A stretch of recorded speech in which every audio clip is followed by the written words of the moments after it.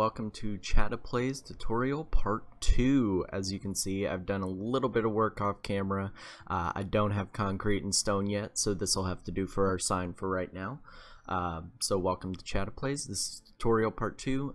Today we'll be going over basic electricity setup and kind of some of the work that I've done off camera that I said I would do last time. So just to get started, we're going to go to the off-camera work. As you can see, I've expanded our coal selection and I have a lot more than I will ever need right there. And then I've also, our iron is out, so let me fill this up real quick.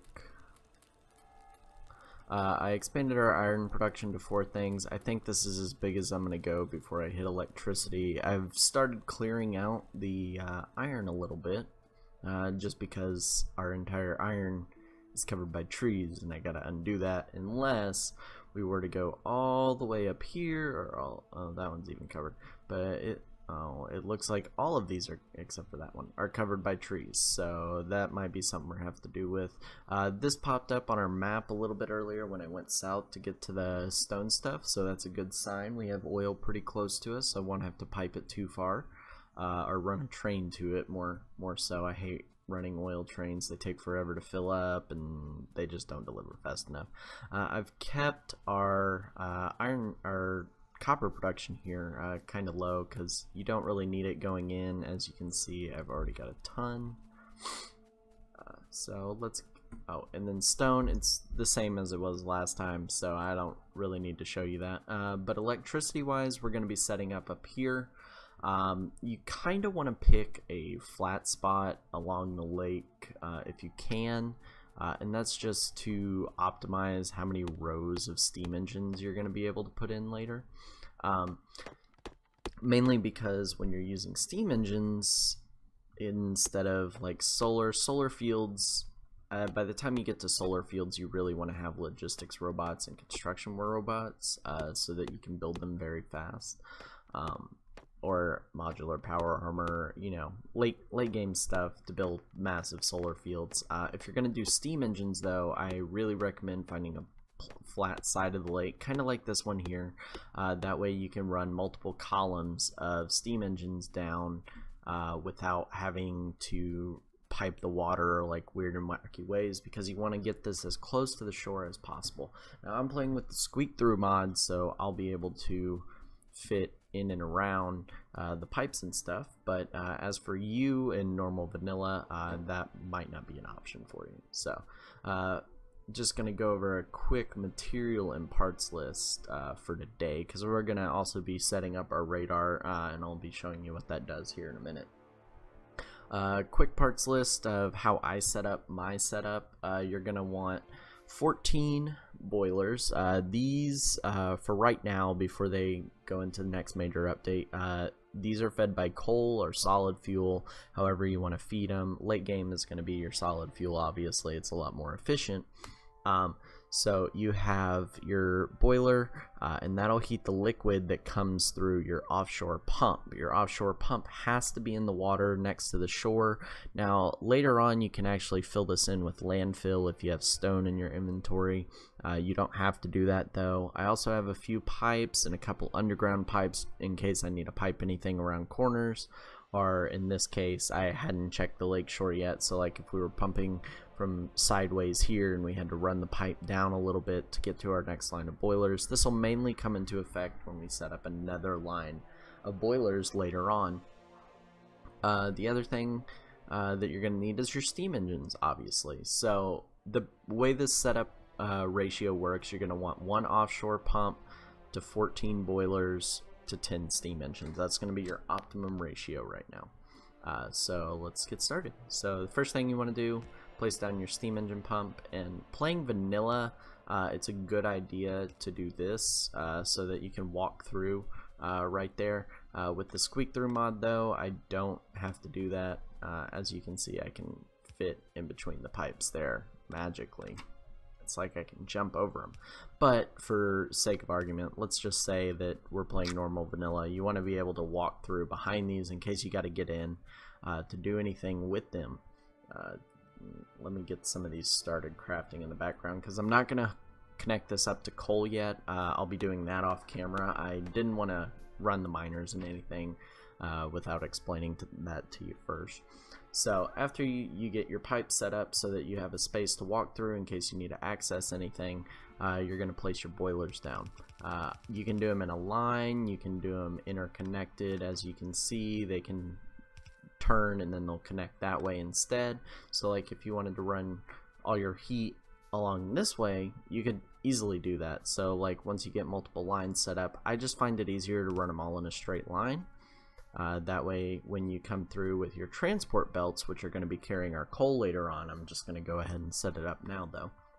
So you want to take your transport belts, run them along there. Now this is one of those differentiation choices that you're welcome to listen, do it your own way. If you find a better way to do it, that's great. But I use burner inserters. They might be a little bit slower than fast inserters, but the thing is, as long as there's coal on this line, they'll feed themselves power. So you'll never have to worry about that, which is great. It's also great when you end up in things like power spirals where your factory pulls in too much power too fast and then your steam engines crash because they're not heating up water fast enough, and then your coal gets eaten faster, but your miners work slower because they have a lower power amount going to them because it's feeding the rest of the factory. The way it works is it's a priority order. Closest to the steam engine obviously gets the most power, but since our main bus is going to be below us, our factory is actually going to be closer to our power production. Now there's ways around that. You could either use logistic circuits to tell the power to go that way first and then into the factory, or you can just make sure that no power lines connect and you run it over to the coal first so nothing else is connected.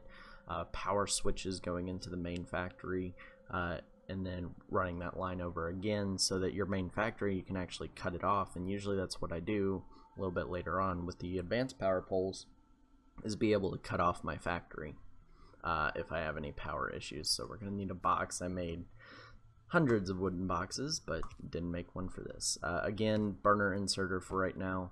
And then we're just going to control click all of our coal into that, and it's going to feed itself first. Again, it'll feed itself first. Now on the first cycle, these have enough fuel to pick up coal as it goes along on a yellow belt. If you're using a faster belt at this point for this method, you might have a couple issues and you might need to self-feed these guys. So I'm just going to let this fill up real quick.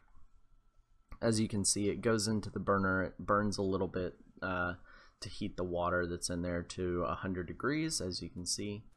Over on the right hand side it says energy consumption 390 kilowatts. Now it's calculating that from the fuel cost, and each coal value is 8 megajoules of fuel. So if you want to do all the math on that, feel free. I'm not going to be getting into that in this series.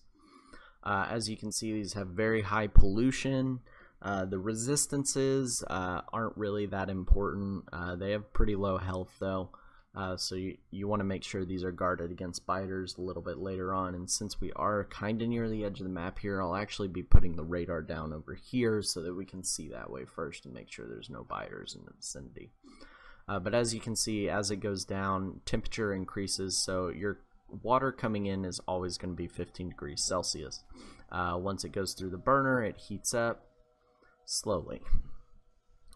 Once you put the steam engines on, the temperature is not going to stay 100 consistent. It'll be like 15, then 45, then 75, then like 99, and then 100 or so. So that's why you need the 14 in a line in order to feed your 10 boilers. So the next thing you want to do, just take your boilers, and again, you can line them up whatever way. I've always found that the less pipes you have between the water shore pump and this end, where it's not connected to the water, the better, because your water pressure, it shows 10 right now, but it's not always going to be 10 because there's nothing pulling power from this right now. So we'll go ahead and hook up our poles. Electrical pole wise, let's see, I need to put them on the other side because our main belt's going to be coming through there for our coal feeder. So I like to overlap them, and then if you click and hold, you can actually just drag it along and it'll space them out perfectly for all these steam engines. And just in case, I like running power up there. Okay, so now that that's all set, we can put down a pole for our radar up here. So the way the radar works is it shows a varying radius, as you can see. Sector scan progress starts showing up, and it produces a little bit of pollution. Now, biters are attracted to radars over, say, walls or other objects, so they'll usually go for the radar first unless something's in their way, like this boiler line. Then they'll eat the inserters and the belts and everything on the way. But as you can see, that illuminated radius popped up. That is going to be the radar's field of view that it reveals the fog of war basically in that area. And you can set up multiple radars. And as you can see that just popped up there, that's the sector that just got scanned. And then it'll fade to black. So once it finishes the full cycle, it'll end up being out to about right there or so on this radar. You'll need to pick up the radar, put it down in another spot that's further away, and then it'll scan that sector, or you can run multiple radars. As you can see, it's about to scan another sector, so we'll switch over to our map view real quick. It should pop up right there or right there.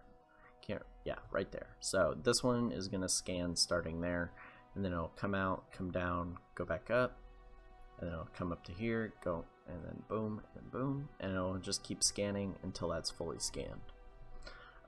So how to look at how much power you're actually using. If you look at your poles, it'll say full bar of electricity. That really doesn't mean much until you start running out of power. You'll notice that that bar goes down a little bit. So if you click on this guy here, I usually do the 1 minute to show kind of what we're using. So the radar its energy consumption is 300 kilowatts. So it says 299, but it's really 300. Don't let it lie to you. It'll tell you how much it's used over 10 minutes, over 1 hour, 10 hours, so on and so forth. But immediately it's using 300. So as you can see, satisfaction's at 100% right now. You always want that top bar to be completely filled up. So this means we're pulling 300 units of power from the power grid. Production, you want this one as low as possible. Contrary to popular belief, you don't want it full. It doesn't actually tell you how much power that you have available until you used it all up. Then accumulator charge we'll get to later. Those are going to be the batteries later on for when you more get into solar power and you're switching off of the steam engines. But your production right now, we're using very little power, so it's not of much consequence. Sorry about that. There we go. And the coal chest will work for now. As you can see, it's full up. You'll notice that the water pressure goes down slightly as it goes through the pipes and is getting used more and more. Not so much right now because they're all compensating, but you can see the available performance is full because the temperature's at 100. The water is at full, so its performance is very low right now, but its total performance bar can be filled up since its available performance is full.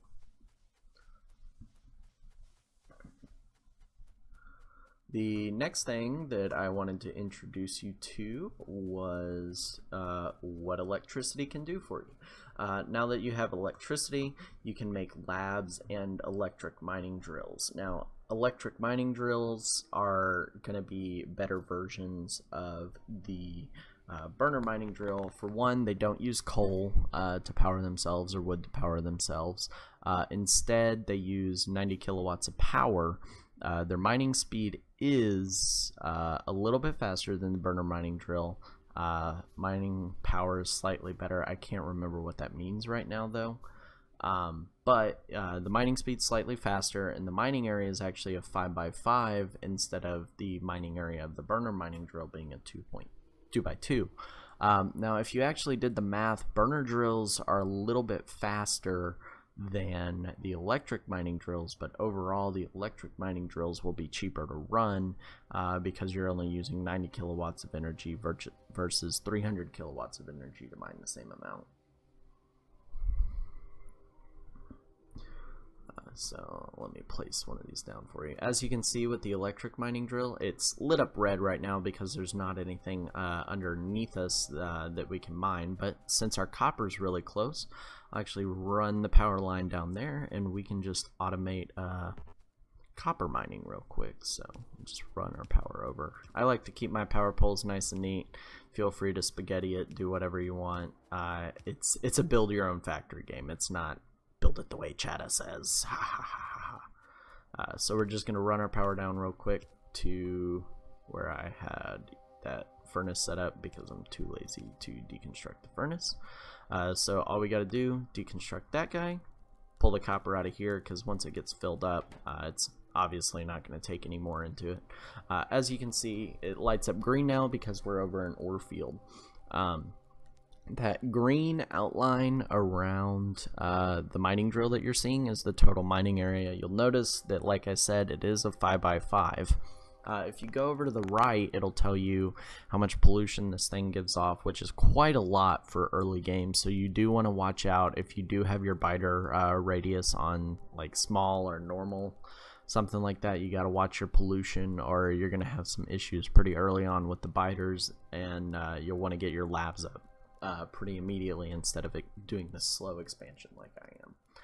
It'll also tell you the expected resources that this drill itself will mine. Now if you overlap drills, then it's basically two drills are reading the same area, so it won't necessarily mine that amount of resources, but it's telling you that, so like this spot right here would be the optimal spot for this because it can get 28k resources, but for right now it can get 15k right here, and that's fine.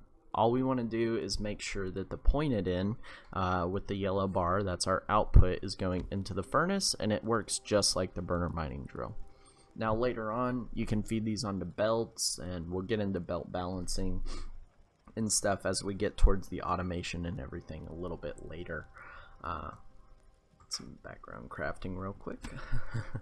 But as you can see, the mining drill then puts it into the furnace, and it's a lot faster than the burner, obviously, so that's filling up faster, and then in turn we get more copper that we don't really need right now. You can see it added to the satisfaction bar because that's the amount we're pulling, and our production bar went up slightly. Let's go back. Actually, we can do this right here. As for the other thing that takes electricity early game, is going to be your lab. Now your lab, named after the founding people that paid into the game, basically. This takes 60 kilowatts of energy to run, and usually I do a full lab and science setup. Early game though, you do have to craft at least your first 10 science packs out of pocket. And that's just so that you can get the automation, and if you're going down the no manual crafting the entire game route, then you do automation first. You make your 10 science packs, you jump into a science lab really quick. So what you'll need to do is, once you have those crafted, just take your 10 here, control click, and then it lights up blue with a little effect, and that's how you know it's working. Now it actually consumes partial science packs, so if I were to take that out, I still have that partial 10 left, and that full full science pack percentage doesn't go into that. So I'll put it back in, and then it fills up. So this technology says that it takes 10 seconds and 1 science pack to go. So, or 1 science pack times 1 for that, basically. So we'll go into automation. It takes 10 full science packs, and each research of 1 unit takes 10 seconds. So this technology takes a total of 100 seconds, which is minute and 40 seconds to research with a single lab. Now if we were to expand this times 10 and put 1 science pack into each lab, then it would take 10 seconds to research that technology, and we'll get to that a lot later too. But automation's going.